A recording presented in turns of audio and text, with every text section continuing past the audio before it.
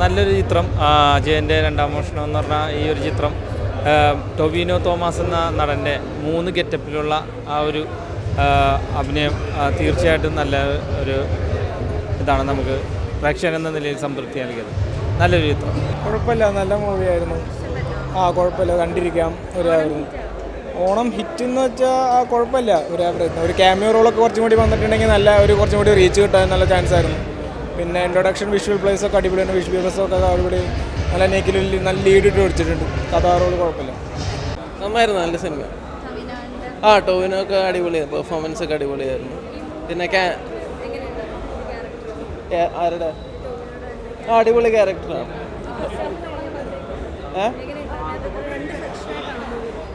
അതായത് ഒരു 2 മോഷണം എന്നുള്ള രീതിക്കാണ്. 1-ാം മോഷണം 2-ാം മോഷണം അങ്ങനെയാണ് വെച്ചിരിക്കുന്നത്. അത് കണ്ടാൽ മനസ്സിലാവും. നന്നായിട്ട് തന്നെ ചെയ്തിട്ടുണ്ട്.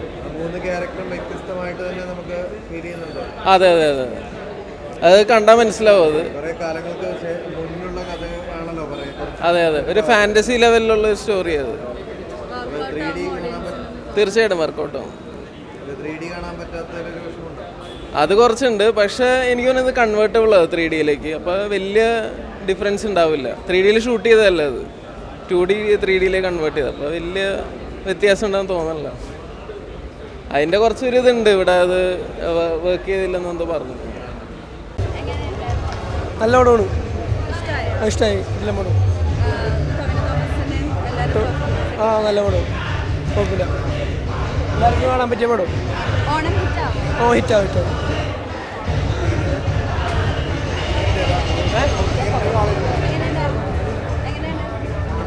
സൂപ്പറായിരുന്നു.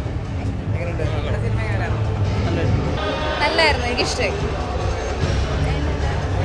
നല്ല മൂവിയാണ് വർത്ത് വാച്ചിങ്. അതിനകത്ത് കാണുന്ന കംപ്ലീറ്റ് സാധനവും ആർട്ട് വർക്കിൻ്റെ ഗോകുൽദാസാണ് ചെയ്തേക്കുന്നത്. പുള്ളിക്കാരനാണ് സംഭവം ചെയ്തേക്കുന്നത്. അപ്പോൾ അത്രയും ഇച്ചിരി നല്ലൊരു സ്ട്രഗിൾ ചെയ്തിട്ട്, കാരണം സാധാരണ ഒരു സിനിമയിൽ മറ്റൊരു സ്ഥലത്തോട്ട് പോയി ഷൂട്ട് ചെയ്യുന്നതിലല്ല. ഒരുപാട് ആർട്ടിസ്റ്റുകളെ വെച്ചിട്ട് അതെ. പിന്നെ ആർട്ടിസ്റ്റും അത് അതിനകത്ത് അവരുടെ ഓൾമോസ്റ്റ് ആ സിനിമ അതിനകത്ത് എടുത്തേക്കുന്ന ഫൈറ്റിലെടുത്തേക്കുന്ന സ്ഥലങ്ങളിലെല്ലാം ഏകദേശം ഡെയിലി 1200 ജൂനിയേഴ്സ് ഉണ്ടാവും ഡെയിലി. പിന്നെ ഒരു 400 പേര് ക്രൂ ഉണ്ടാവും. ഒരു 1400 പേര് മലയാള സിനിമയിൽ ഒരു ക്രൂ വെച്ചിട്ടൊരു പടം ചെയ്യാമെന്ന് പറഞ്ഞു കഴിഞ്ഞാൽ വളരെ അതൊരു അങ്ങനെ സ്ഥിരമായിട്ട് നടത്തുന്നില്ല. അതിന് ഇതിൻ്റെ 2 പ്രൊഡ്യൂസേഴ്സും അതേപോലെ അങ്ങനെ അതിന് കൃത്യമായി സപ്പോർട്ട് ചെയ്തോലെയാണ്. പിന്നെ എന്നാ പറയണ്ട കാലാവസ്ഥ പല നേരത്തെ പല ഇത് നമ്മൾ സിമ്പിളായിട്ട്, കാരണം എന്താ വെച്ചാൽ എന്നാ പറയണ്ട എംറ്റി ആയിട്ട് കിടക്കുന്നൊരു സ്ഥലമായതുകൊണ്ട്, കാരണം എന്തെങ്കിലും വരുവാണെങ്കിലും മഴയാണെങ്കിലും വെയിലാണെങ്കിലും വരുമ്പോൾ ഡയറക്റ്റ് തന്നെ അടിക്കും. അപ്പോൾ ഇതെല്ലാം തരണം ചെയ്ത് ഒന്നാണ്.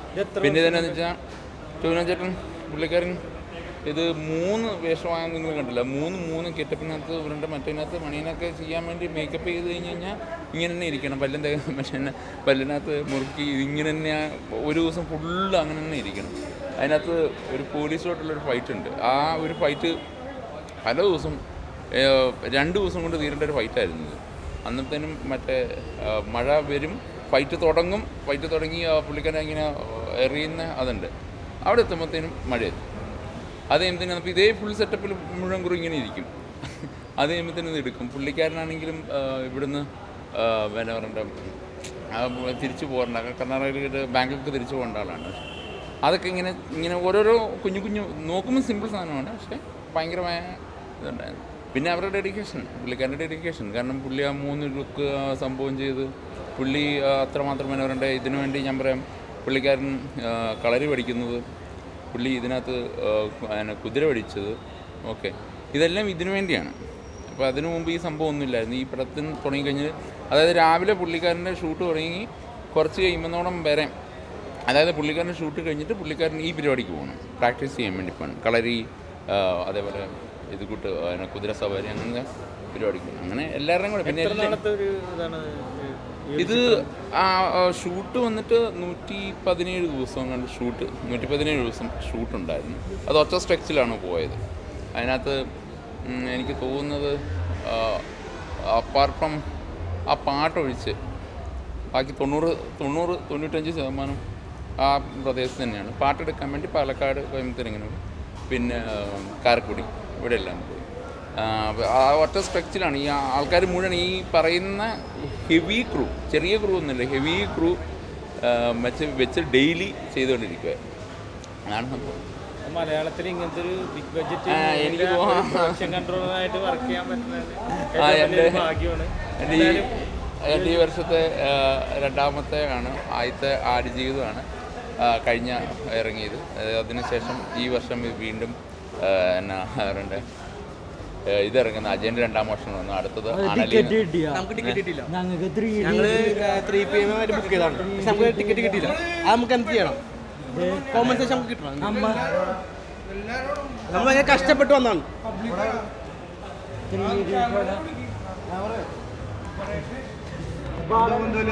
ആരാന്ന് പറഞ്ഞിട്ട് സംസാരിക്കട്ടോ. പടം 3D ആയിരുന്നു. ഷോ ക്യാൻസൽ ചെയ്തു, അതാണ് വിഷയം.